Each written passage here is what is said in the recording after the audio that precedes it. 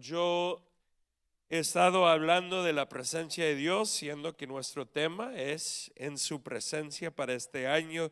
Y la palabra presencia significa, todos saben qué significa, cara. Y esa es la palabra en el hebreo, es la palabra panim. Yo lo he dicho antes, es la palabra panim. Ahora, quiero que digan esa palabra, panim. Estoy brincando un poco aquí con la pantalla, así que gracias por ser flexible. Y esa palabra es del Antiguo Testamento. ¿Están listos para 3 minutos de ser estudiantes aquí? Bien, bien, bien. Y esa palabra panim es del Antiguo Testamento. La misma palabra que significa cara en el Nuevo Testamento es la próxima. ¿Y qué es? Prosopón. Prosopón.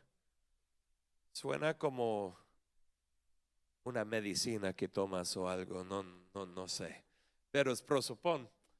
Y ese es el Nuevo Testamento. Ahora, la mayoría de usos de presencia en el Antiguo Testamento y también en el Nuevo usan esta palabra, o sea, en el hebreo o en el griego. Pero hay otra palabra que es usada, a veces traducida presencia, no siempre, pero a veces traducida presencia, pero tiene un concepto similar y es la palabra neged. Quiero que digan eso, neged. Y esa palabra significa como delante de alguien más. O yo voy delante del rey, estoy neged el rey, estoy delante, o en la vista de alguien más, o sea, estoy ahí porque me pueden ver, ¿no? Entonces esa palabra a veces traducida también presencia, no siempre, pero lleva el mismo sentir de que estoy presente con alguien más. Y en el Nuevo Testamento la palabra neged es enopión, y esa es la palabra que es usada. Así que todas mis prédicas de los domingos hablando de presencia en estos últimos domingos ha sido la palabra panim del Antiguo Testamento, la palabra cara. Hoy no estoy usando esa palabra, estoy en el Nuevo Testamento y estoy usando la palabra enopión, que es la palabra para delante de o en la vista de alguien más. Bien, ya terminamos el tiempo de estudio. Hicieron bien, hicieron muy bien. Ahora, si les doy examen el próximo domingo, a ver cuántos recuerdan. No sé si lo voy a dar, pero ahí está. El título del mensaje el día de hoy es la presencia y el público. Dilo conmigo, la presencia y el público. ¿Cuántos despertaron hoy y vieron todo mojado afuera? ¿Algunos? Eso me sorprendió. Dije, llovió anoche. Y algunos preguntan, ¿qué tiene que ver con el mensaje? Absolutamente nada. Solo me ocurrió preguntar. Estaremos en el libro de Lucas capítulo 5 para hablar de la presencia y el público. Y quiero hoy, lo que quiero hacer es presentarles la realidad de que aunque tú y yo comenzamos en la presencia de Dios en lo privado, la presencia de Dios no se queda en el lugar privado, sino entra en los lugares ¿qué? Públicos. Y de que tú y yo cargamos esa presencia en el público. No es solamente algo de privado, de los lugares privados, es algo del público también. Y quiero mostrar este concepto hoy a través de esta historia. Entonces, Lucas capítulo 5, versículos 17 a 26. Yo voy a pasar por esta historia, darles algunos comentarios, pero después de pasar de la historia, toda la historia, entraré más fuerte en el concepto del público. Pero quiero primero leer todo y decirles algunas cositas. Cierto día, dice, mientras Jesús enseñaba, algunos fariseos y maestros de la ley religiosa estaban sentados cerca. Al parecer, esos hombres habían llegado de todas las aldeas de Galilea y Judea, perdón, y también ¿de dónde? Jerusalén. Ahora, entiéndelo. ¿Alguien aquí ha ido a Jerusalén o a Israel en algún momento? Okay, algunos. Si tú vas en bus de Jerusalén al mar de Galilea, donde estaba Jesús, eso toma quizás una hora, hora y media, más o menos por ahí.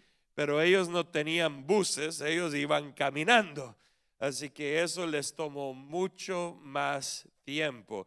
Si tomamos que 60 millas, no sé la distancia exacta, pero como unas 60 millas o 50 millas, pero tomamos 60 millas. ¿Y cuánto tiempo toma para caminar una milla? Quizás unos 30 minutos caminando normal, sea no apurado. Ese sería casi 2,000 minutos y eso serían como 30 horas. Así que tomaría todo un día o 2 días para hacer ese viaje. ¿Por qué lo menciono?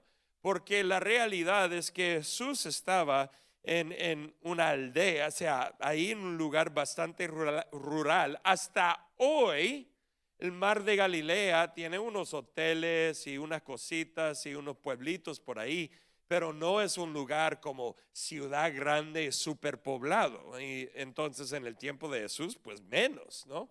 Entonces, ahí estaba él y llegaron fariseos no solamente de ahí, sino ¿de dónde? Jerusalén, que significa que estos fariseos viajaron 2 días para llegar al mar de Galilea, esa área, para verle a Jesús, porque palabra acerca de Jesús había llegado de esa esquinita del mundo a Jerusalén. Y esto nos ayuda a entender algo grandioso de Dios, de que Dios puede estar en el lugar más pequeño, el lugar más desconocido, pero su impacto va por todos lados. Su impacto va por todos lados. Muchos dicen, hablan de iglesias como que, okay, si tú quieres que tu iglesia crezca, lo que tienes que hacer es tener una propiedad ubicada en este lugar con suficiente estacionamiento. ¿Se han dado cuenta que tenemos suficiente espacio para estacionar, pero no tenemos suficiente asfalto para estacionar? Uno de esos días eso cambiará. Tenemos que agarrar aprobación de la ciudad y todas esas cosas primero. Pero tienen todas estas reglas que dicen para que crezca la iglesia. Tienes que tener esto, tienes que tener el otro, tienes que tener aquello, el mejor ministerio de niños y tenemos uno muy bueno. Pero tienen toda la lista de cosas que tienes que tener. No, ¿sabe qué? Jesús puede estar en una aldea pequeña y su impacto va por todo el mundo. Y la realidad, amén. Porque no es cuántas luces Jesús tenía y tenemos luces. No es cuánta música él tenía y tenemos música. No, es la pura presencia de Jesús que hace toda la diferencia. Yo puedo predicar solo de este primer versículo todo el mensaje, pero tengo que continuar. Dice, y el poder sanador del Señor estaba presente con fuerza en Jesús. Unos hombres llegaron cargando a un paralítico en una camilla. Trataron de llevarlo dentro a donde estaba Jesús, pero no pudieron acercarse a él debido a la multitud. Entonces subieron al techo y quitaron algunas tejas, luego bajaron al enfermo en su camilla hasta ponerlo en medio de la multitud, justo frente a Jesús. Dilo conmigo, frente a Jesús. Al ver la fe de ellos, Jesús le dijo al hombre, joven, has sido sanado. No, ¿qué dijo? Joven, ¿qué dice? Tus pecados son... Oh, esto es interesante. ¿Por qué llegó el joven? Porque quería ¿qué? Sanidad. ¿Pero qué le dio Jesús? Perdón de pecados. ¿Y él estaba buscando perdón de pecados? No, estaba buscando sanidad. Ahora, para los que saben la historia, después Jesús lo sana y llegamos. Pero Tengo que parar aquí porque esto es importante. Cuando yo vengo a la presencia de Jesús, y para que sepan, cuando dice en versículo era 19, ustedes dijeron frente a Jesús, esa es la palabra enopion, que es frente a Jesús, ¿no? Ahí está la presencia de Jesús. Y cuando está ahí, cuando tú estás en la presencia de Jesús, escúchame a alguien hoy, no se trata de tu agenda, se trata de la agenda de Dios y lo que Él desea hacer. Yo puedo venir buscando sanidad, pero Dios dice, yo tengo algo más planeado. Y ok, Él es Dios y Él manda, yo no. Y la realidad es que tenemos que entender eso, porque hasta Jesús dice, mis planes son más altos que los tuyos, mis pensamientos son más altos que los tuyos. Ese es Isaías 55. La realidad es que yo no sé qué está, todo lo que está en la mente de Dios. Así que cuando vengo a su presencia, vengo bajo su agenda, sus planes, sus propósitos. Al ver la fe de ellos, Jesús le dijo al hombre, joven, tus pecados son perdonados. Entonces, y miramos por qué Jesús hizo eso. Los fariseos y los maestros de la ley religiosa decían para sí, ¿quién se cree que es? Es una blasfemia. Ahora lee conmigo que dice, solo Dios puede perdonar pecados. Y amén, solo Dios puede perdonar pecados y Jesús es Dios. Jesús supo lo que pensaban, así que les preguntó, ¿por qué cuestionan eso en su corazón? ¿Qué es más fácil decir? ¿Tus pecados son perdonados o ponte de pie y camina? Así que les demostraré que el Hijo del Hombre tiene autoridad en la tierra para perdonar pecados. ¿Por qué? Porque si sanar es más difícil que perdonar, y así es, porque perdonar cualquier puede decir. No significa que puede perdonar, pero lo puede decir, claro. Yo puedo decirte, perdón los pecados. Ahora no soy Dios, no tiene ningún efecto, pero que puedo decir las palabras, fácil. Pero sanar requiere otro nivel de poder, ¿no? En los ojos de ellos.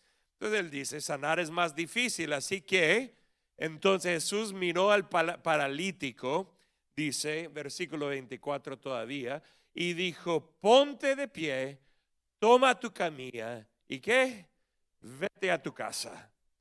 Al instante, versículo 25, alguien dilo conmigo, al instante. Al instante significa pues al instante o inmediatamente, ¿no? Rápidamente. Algunos de nosotros como padres tenemos problemas. A ver si esto ha pasado con tus hijos en algún momento. Y que dices, tienes que sacar la basura o lavar trastes o limpiar tu cuarto, o lavar ropa, y la respuesta es lo haré.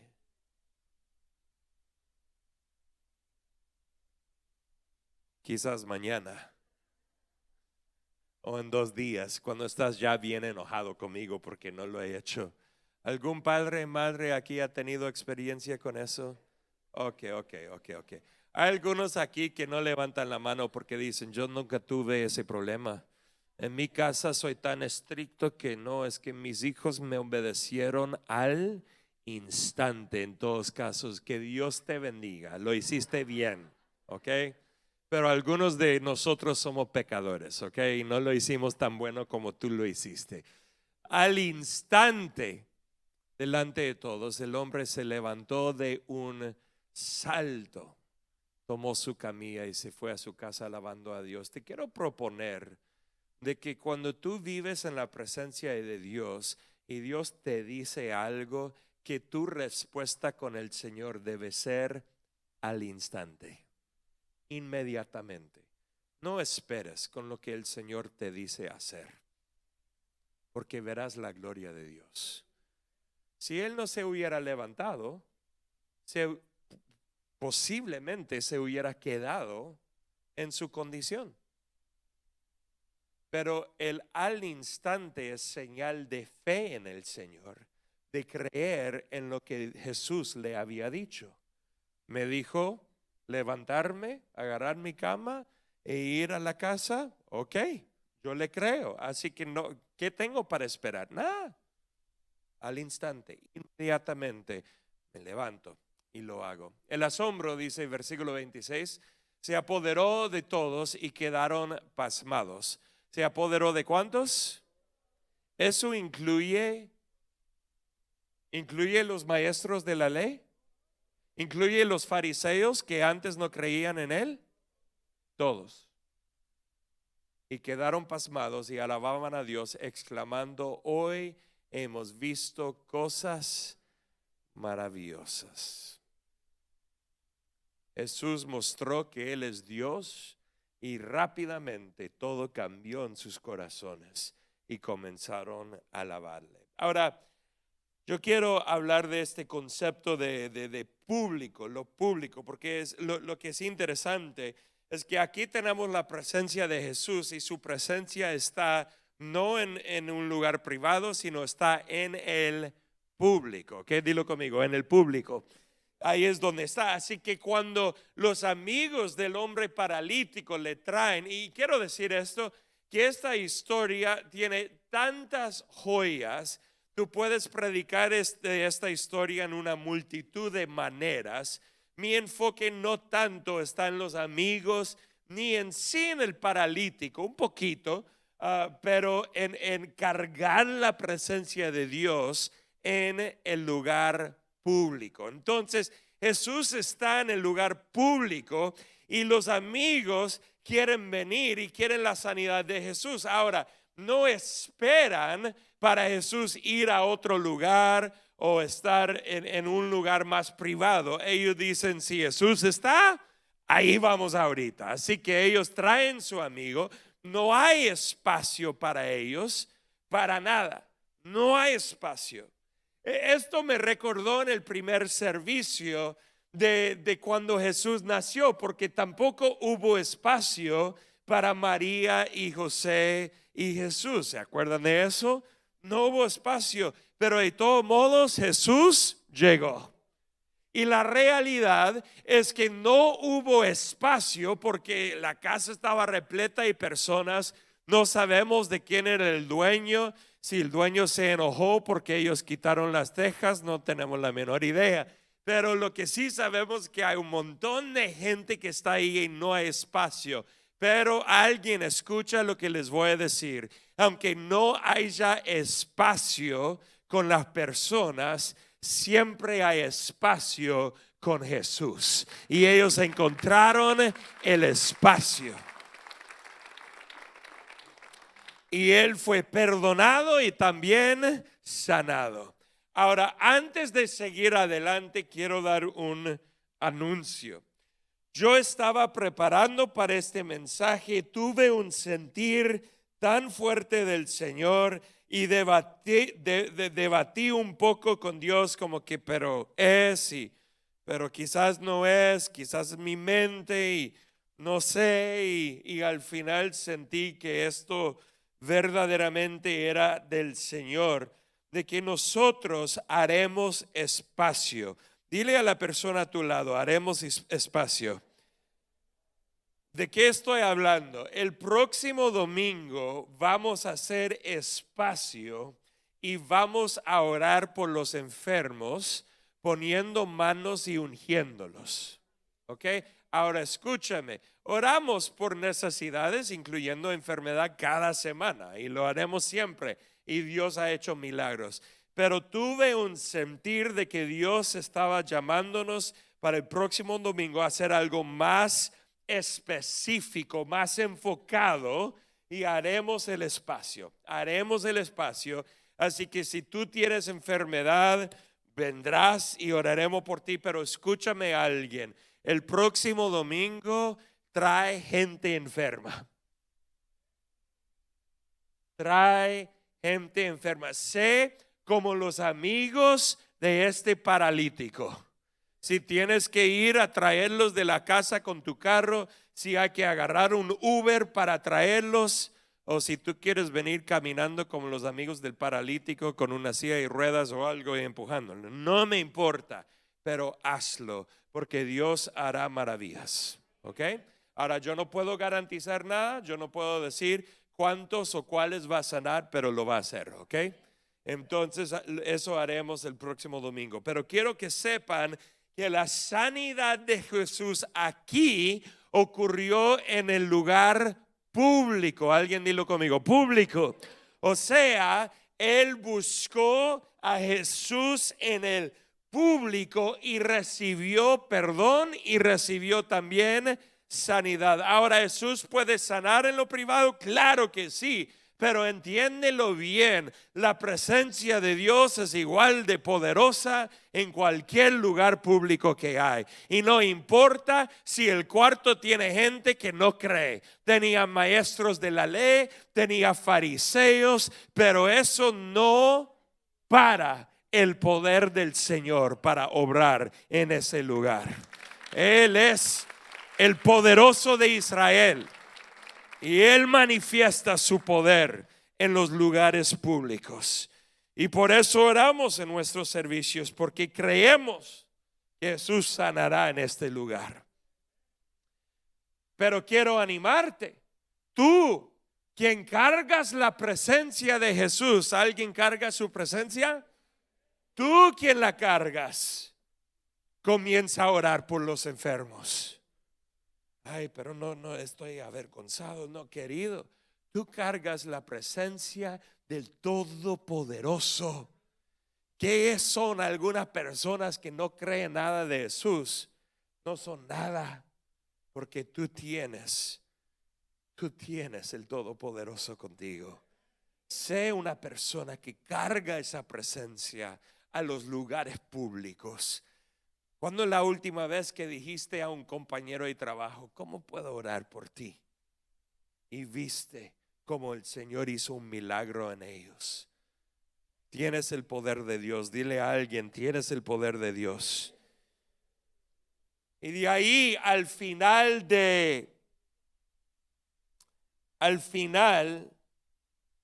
cuando el hombre es sanado, dice esto en versículo 25, él toma su camilla y dice, se fue a su casa haciendo ¿qué? Alabando a Dios. Una de las marcas de la presencia de Dios es que el poder de Dios está contigo, pero la otra marca de la presencia de Dios es que tú serás un adorador en público. ¿Un adorador dónde? En público. Uy, esto es más difícil. Pero sí. ¿Sabe que mi familia y mi esposa y yo lo aprendimos de nuestros padres? Cuando venimos a comer juntos en la mesa, oramos antes de comer. Eso es bastante normal. Y también agarramos las manos. Yo sé que no todos lo hacen, pero nosotros sí agarramos las manos y juntos oramos bendiciendo la comida. Es una práctica regular de nosotros. Y tuve un momento cuando estuve pensando, ¿sabe qué? Es que esto es bastante raro cuando lo hacemos en público. Porque a veces uno se sienta como que somos los únicos locos que hacen esto. ¿Entienden? Y estamos en la mesa y fuimos a comer ayer y es igual en todos lugares. Y oramos, agarramos las manos y oramos y la presión en el corazón es como que, ok, quizás no agarramos las manos o hacemos la oración súper rápido. Así que pido a uno de mis hijos que ora muy rápido para que Dios bendice la comida. Amén. Bien, bien, amén. Gloria a Dios. Y una vez tuve este pensamiento, porque también cerramos los ojos cuando oramos, ¿no? Y yo no soy de que, no digo a mis hijos antes de orar, que todos cierren sus ojos, vamos a orar. No lo digo así, pero normalmente lo hacemos y cerramos los ojos y pienso, eso está bien, Porque si tengo ojos abiertos, quizás voy a ver a todos mirándonos a nosotros en el restaurante, ¿no? Y no quiero ver todas sus caras mirando a estos locos que están orando antes de la comida. Así que es más fácil con los ojos cerrados, ¿no? Pero la realidad es esta. Llegué a un punto donde dije, pero soy diferente. Y amén. Porque ellos no bendicen su comida. Yo sí. Mi comida es bendita. Mi comida tiene el favor de Dios. Y quizás si el chef hizo un mal trabajo, Dios hace un milagro con mi comida. No sé. Pero hay hasta algunos que oran: Dios, yo sé que esta pizza tiene 5,000 calorías, pero que la hagas de 500 solamente en mi cuerpo.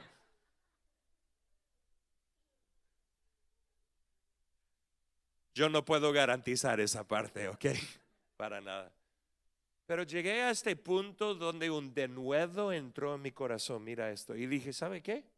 Claro que sí, voy a orar con mi familia, agarrados de las manos en público, y que todo el mundo me mire.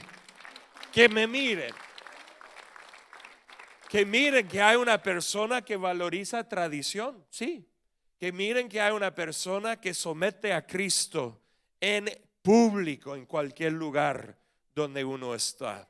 Y eso es solo orar, pero tú puedes cantar. ¿Qué canción es esa? Una canción de mí hacia Dios. O sea, que levantemos una alabanza sin importar quién está. Y no lo hacemos por show. El objetivo aquí no es hacer un show en público, tampoco. Pero si algo nace de tu corazón, no te escondas en los lugares públicos. No te escondas. Sé la persona que Dios te ha creado ser, porque tú cargas la presencia del Altísimo en los lugares públicos. Una vez estuvimos en un restaurante y oramos, y el mesero llegó a la mesa y dijo: oh, qué bonito, me encantó ver eso. Muy pocos hacen eso. ¿Y sabe cuántas veces han venido a decirme algo así en un restaurante? Solamente una vez. O sea, no es que todo el mundo te lo va a afirmar. No va a pasar. Pero tú sabes quién eres.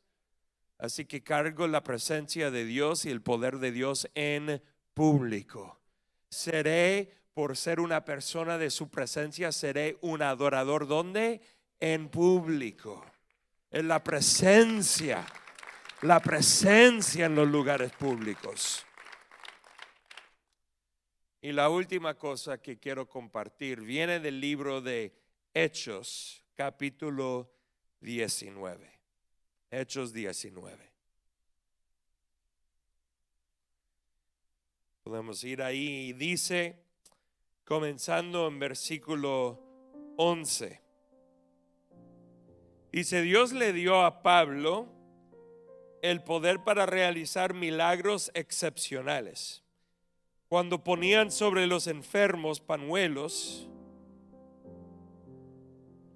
o delantales que apenas habían tocado la piel de Pablo, quedaban sanos de sus enfermedades, y los espíritus malignos salían de ellos. Eso es interesante, que hasta los espíritus malignos salían ni con una palabra, solo con el toque del pañuelo. Eso es algo muy interesante, porque el poder de la presencia de Dios no se trata en sí ni de palabras, aunque usamos el nombre de Jesús, pero es Dios, simplemente Él. Y Él te puede usar a ti, te puede usar tu saco, puede usar los zapatos, Él puede usar lo que Él quiera, porque Él es Dios y Él es poderoso, ¿no? Y dice: un grupo de judíos viajaba de ciudad en ciudad expulsando espíritus malignos. Es decir, que ellos tenían éxito en expulsar demonios. Trataban de usar el nombre del Señor Jesús en sus conjuros, y decían esto: te ordeno en el nombre de Jesús, de quien Pablo predica. Aquí voy a parar, que salgas. O en otras palabras, ¿ellos conocían a Jesús? No, pero sabían el poder del nombre de Jesús, ¿correcto? Claro que sí, pero no le conocían. Por eso dijeron de Jesús, quien Pablo predica. Conocemos quién es Pablo y que él predica a Jesús, pero no tenemos la menor idea quién es Jesús. Pero parece que como magia el nombre de Jesús funciona, así que lo vamos a usar. E interesantemente, ¿les funcionó? La respuesta es sí, claro, porque acabamos de leerlo, que viajaban de ciudad en ciudad expulsando espíritus malignos. Les funcionó. Pero lo que pasa es que en el mundo invisible hay jerarquía, y no es tan importante un estudio de la jerarquía, pero entender de que hay jerarquía, hay organización con Satanás y con los demonios, y algunos que tienen más poder y otros que tienen menos poder. Así que los demonios que ellos estaban expulsando con el nombre de Jesús no requería la presencia, solo el nombre era suficiente para expulsarlos por el nivel de autoridad. Pero mira lo que sucede aquí. 7 de los hijos de Esqueva, un sacerdote principal, hacían esto. En una ocasión que lo intentaron, el espíritu maligno respondió: conozco a Jesús y conozco a Pablo, pero ¿quiénes son ustedes? Porque estos varones no cargaban la presencia de Dios. Tenían el nombre, pero no tenían su presencia. Entonces el hombre con el espíritu maligno, este es un espíritu que probablemente en la jerarquía era mucho más alto, así que solo decir el nombre no funcionaba. Ellos necesitaban ser verdaderamente personas que cargaban el poder de Dios en ellos, pero no lo cargaban. Y quiero decirte algo, porque muchas veces la gente piensa: yo soy poderoso. No, yo no soy nada. Demonios son más fuertes que Jeff. Oh sí, claro, Jeff no es nada. Pero Cristo que está en mí es más poderoso que cualquier otro poder que está en este mundo. Es Cristo en mí. Entonces dice: y el espíritu maligno se lanzó sobre ellos, logró dominarlos y los atacó con tal violencia que ellos huyeron de la casa desnudos y golpeados. Un señor con un espíritu maligno que hizo eso a un grupo de varones. Esta historia, ahora mi enfoque aquí viene, esta historia corrió velozmente por todo Éfeso, entre judíos y griegos por igual. Un temor solemne descendió sobre la ciudad y el nombre del Señor Jesús fue honrado en gran manera. Aquí paro un momento. Ahora, ¿quién estaba predicando de Jesús? En sí, nadie. Claro, por ahí habían creyentes, pero la historia simplemente nos muestra que por el poder de Dios en operación y ver que el espíritu maligno, mira esto, pudo golpear a estos varones que usaban el nombre pero no cargaban el nombre. La gente entendía simplemente por ese encuentro el poder de Jesús, y su nombre comenzó a ser levantado, honrado ahí, no por un montón de gente predicar, sino por Jesús simplemente mostrar quién Él es. Y dice: muchos de los que llegaron a ser creyentes confesaron sus prácticas pecaminosas. El poder de Dios, la presencia de Dios en público. Varios de ellos, y esta es la clave aquí que quiero enfocar y compartir, que practicaban la hechicería trajeron sus libros de conjuros y los quemaron en una hoguera pública. ¿Dónde lo hicieron? ¿En una hoguera qué? Pública. El valor total de los libros fue de 50,000 monedas de plata, que algunos dicen es como 5 millones de dólares. El mensaje acerca del Señor se extendió por muchas partes y tuvo un poderoso efecto. Queridos, es el poder que viene de su presencia que se puede manifestar en público para sanar, para librar. Amén.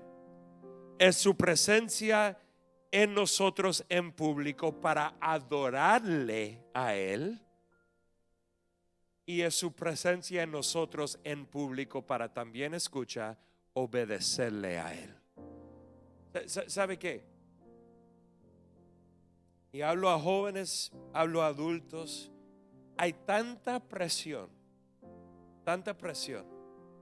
de nosotros vivir de acuerdo con las maneras de personas en el mundo. O puede ser drogas, o puede ser pornografía, o puede ser mentiras, o puede ser adulterio, o puede ser cualquier cosa que puedas nombrar, o que no importa. Pero si tú cargas la presencia de Dios, tú lo tendrás tan fuerte que en público, que yo quemaré todos mis libros. ¿Dónde? En público. Porque yo quiero que todo el mundo sepa a quién pertenezco. Y ese es el Señor Jesús. No tendré vergüenza. No trataré de, viviré en obediencia, pero lo haré ahí escondido porque no quiero ser avergonzado en público. No. Si tengo que quemarlo en público, lo haré en público, porque sé de quién soy. Y esa es la realidad de nuestras vidas cuando vivimos en la presencia de Dios, sí en lo privado, pero se manifiesta en el ¿qué? Público. Y como resultado, vidas son sanadas, Dios es alabado, se levanta la obediencia y la gente viene a los pies de Cristo por la presencia del Señor. Damos ese aplauso fuerte. Pónganse de pie conmigo en este momento. Vamos a entrar en el tiempo de Santa Cena. Y para entrar primero, vamos a cantar y afirmar lo que Cristo ha hecho por nosotros. Su misericordia, su gracia, su amor, su bondad nos ha entregado a través de lo que hizo en la cruz. ¿Cuántos dicen amén? Cantamos juntos.